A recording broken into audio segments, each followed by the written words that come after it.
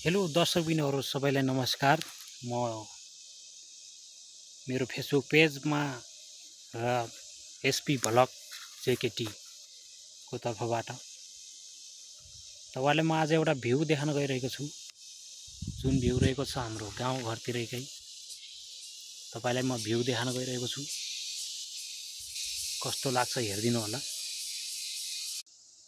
तपाईले देख्न सक्नुहुन्छ यो भ्यू रहेको छ रुकुम र जाजरकोटको बीचमा।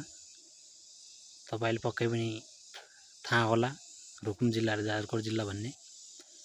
तपाईले देख्न सक्नुहुन्छ यो पारी सडक देखिरहेको छ, जो भेरी देखिरहेको छ। भेरी यो प्राकृतिकले सुन्दर छ। भेरी पनि यो भेरीदेखि पाल्लोपट्टि जो सडक देख्नु भएको छ यहाँनेर रहेको छ। यो रुकुम जिल्ला हो।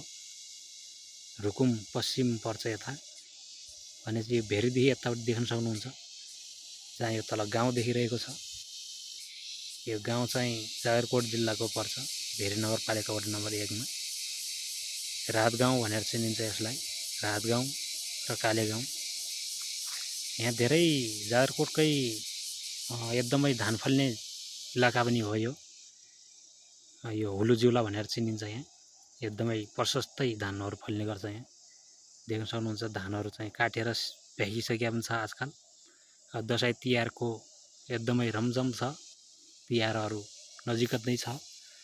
बडा दसैँ तथा सुपथ दीपावलीको पावन अवसरमा सबैलाई हार्दिक मङ्गलमय शुभकामना व्यक्त गर्न चाहन्छु। तपाईहरु देख्न सक्नुहुन्छ भ्यूहरू त्यस्तै लिएर म देखाउँदै गरेछु। यो पारी देख्न रहेको बजार देखिरहनु भएको छ। यो बजार रहेको छ हाम्रो जाजरकोट जिल्लाको सदरमुकाम खलङ्गा भनेर चिनिन्छ। यो खलङ्गा सदरमुकाम हो। देखाइरहेको छु जो तपाईहरुलाई देखाइरहेको छु। म अलि सर्ट भिडियोहरु मात्रै बनाउँछु। त्यसकारणले म अहिले नै यति नै भ्यू देखाउन चाहन्छु। म बाँकी अर्को भिडियोमा देखाउँछु। तपाईहरु देख्न सक्नुहुन्छ यो मौरीहरु घारहरु यसरी नै राखिन्छ जंगलमा। यसको बारेमा पनि हेर्न चाहनुहुन्छ भने मेरो एसपी भ्लग जेकेटीलाई फलो गरेर हेर्न सक्नुहुन्छ। त्यसमा मैले जो यो मौरीको बारेमा पनि जानकारी दिइरहेको छु।